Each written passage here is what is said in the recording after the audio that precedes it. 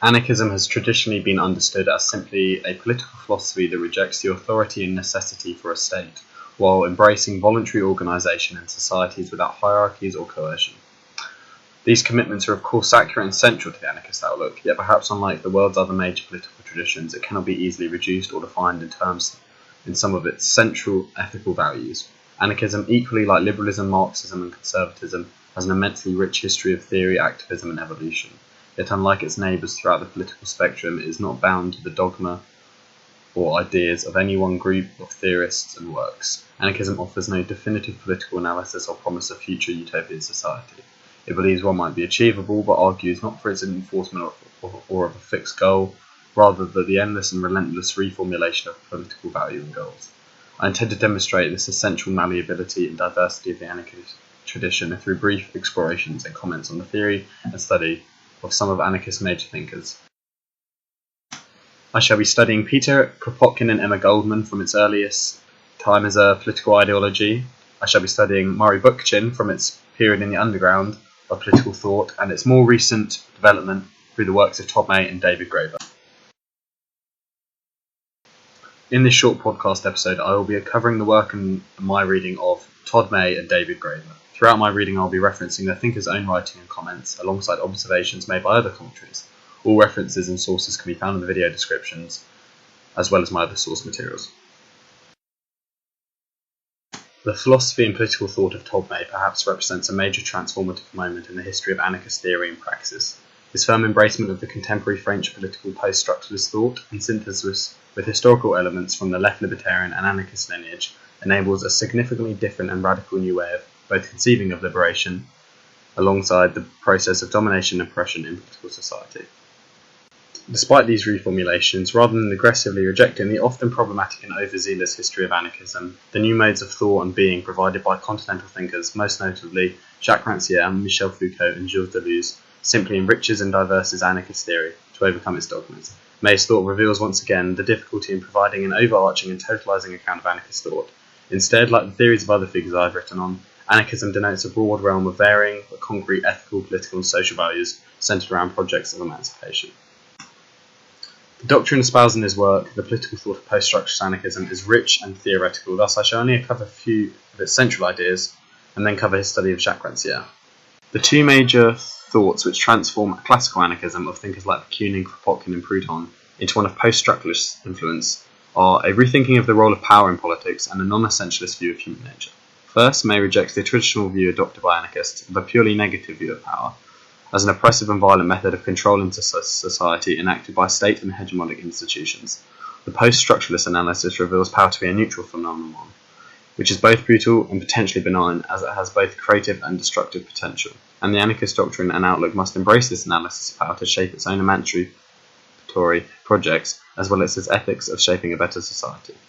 This also means rethinking an objection to all forms of non-voluntary authority, which has been a cornerstone of anarchist thought throughout its history.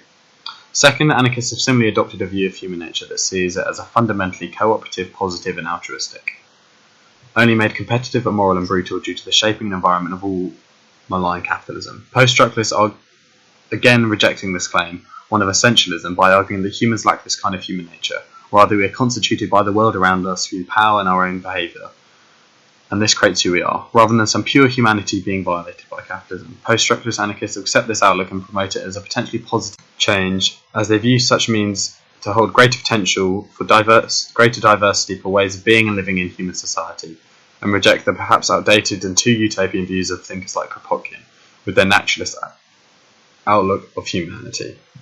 Similarly, May states that anarchism is a critique of domination in all forms, political, economic, gender, racial, etc., and broadens it significantly from the traditional definition, as he admits, and thus once again reveals that anarchism is extremely difficult to define, and to do so would be highly inaccurate.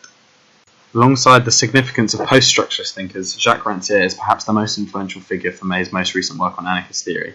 A French theorist who established his name as a young Marxist thinker under the behemoth of theory Louis Althusser in his collective work Reading Capital, and since abandoning and heavily criticising the work of his former leader, he has gone to provide a unique radical reshaping of the relationship between politics and philosophy, with notions of ideas like democracy, politics and equality all being challenged, as well as extensive work in the field of aesthetics. The most important theoretical move for Ranciere, in influencing May and perhaps overall, is his reconfiguration of politics. For Ranciere, everything we might intuitively consider politics, state bodies and their roles, the government and bureaucracies, and the civil service, alongside wider social institutions, constitute what he calls the police order. This order designates identities in society, such as the idea of a black woman, a gay worker, or a disabled criminal, and constructs those considered outside of the political world. Ranciere addresses them as an anonymous part that has no part. They constitute the political world simply because they are part of it, but they actually have no input or power in the political world, and thus are given no part within it. And thus they are not recognised by the police order as a whole. Ranciere thus declares politics to be the process of subverting and undermining this police order by countering it with a logic of equality and the disidentification of all those engaged in politics from their designated roles and identities within the police order. As May writes, the police then refers broadly to the structure and justification of a social hierarchy. It is this notion of emancipation from systems of control and enforced identity that May wishes to place in anarchism, infusing its political outlook with that of Ranciere's description of politics versus police. Anarchism, thus truly, is perhaps the only political movement based upon a process of disidentification and the emancipation of all people, marginalised as outside the political world, into the political power and equality of all within our social and political systems. As May writes boldly to conclude his book, most lasting in the legacy of post-structuralist political thought is its anarchism. Thus, perhaps like Bookchin, May is an anarchist of highly diverse influences and ideas, shaping anarchism towards the future, yet his political and philosophical legacy and allegiance lies firmly still within the anarchist dream and outlook, reworking elements that he feels outdated and limiting for the theory so as to revitalise it and broaden its revolutionary horizons. Thus, in response to the question of this project, is anarchism definable? Anarchism once again seems to be something that lacks a clear definition. It is evolving, varied and multiplicitous, and this was one of its crucial strengths, allowing itself to always respond and develop in lines with new methods of emancipation. Much like Todd May, the philosophy and political anarchism of David Graeber and his conception of anarchism is one that draws inspiration from broad sources, namely anthropology and social history, and like Emma Goldman, his experience of activism shaped his focus on practice over theory. His work as an anthropologist provides his outlook with a strong empirical foundation in advocating a stateless society. Graeber's approach to anarchism is thus one richly influenced by his studies of both contemporary and historical human societies. Similarly, as a leading activist and organiser within the Occupy Wall Street protests, his theory is enriched with direct experience of applying anarchist theories of organisation and resistance. Ultimately, the synthesis of different schools of thought and new considerations of anarchist tactics reveal that Graeber's approach to anarchism is again diverse and distinct, and that a clean reduction of anarchist theory is not possible. Graeber stresses that the foundation of his anarchist thought and his interest in anthropology is thinking about the great variety of potential of ways of living and organising human society. His extensive fieldwork with the people of the Malagasy society in Madagascar revealed to him a society in which systematic state control had withdrawn, yet the community still seemed to function effectively and peacefully, through largely self-policing and without the threat of government-enforced violence. Thus, for Graeber, a critical component of anarchism is not only the removal of systematic state coercion and the goals usually advocated by anarchists, but by experiencing and thinking about societies which function without state. Anarchism can thus reveal the great diversity and potentiality of organising and living in different ways, all of which are freer. Graeber's commentary on the reality of anarchism and what it can be defined as is also seemingly in agreement with my argument. He writes, anarchism has tended to be an ethical discourse about revolutionary practice. This outlook on the nature of anarchism is thus a broad one. Rather than a simple doctrinal approach about prescribing how an anarchist should act or proceed, it is rather concerned with a more ethical questioning about political organisation and activity itself, which opens up to a far greater application. Thus, for example, with a commitment to anti-hierarchy, anti-state and anti-oppressive relations, anarchism enables an ethical approach to political organisation rather than giving a fixed framework of how society should function and how humans should engage with one another.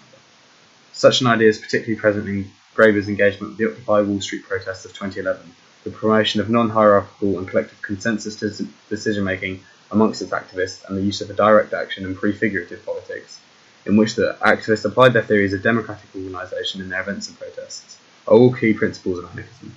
And Graeber has adopted the lessons and learnt from these protests and movements to influence his own theory. Graeber's outlook thus broadly reflects the change in anarchist theory which has arisen since the 1990s, in which the process of globalization across the world and increasing poverty and inequality has given greater power and energy to the anarchist movement and reshaped its ideas about practice and organisation, like social media being used and new technology as a basis for resistance and propaganda, as well as its organisational potential. The anarchism developed by and promoted by Graeber is therefore clearly one that has major similarities to his predecessors. However, his influence by anthropology and new movements of activism reveal the malleability and ever-changing nature of anarchism, and its ability for it to be a diverse yet non-conflicting and contradictory political theory. In conclusion, through my study of figures throughout the history of anarchist thought, of which you can view the other podcast episode linked in the description, I believe that anarchism is fundamentally a political philosophy beyond easy reduction to definability.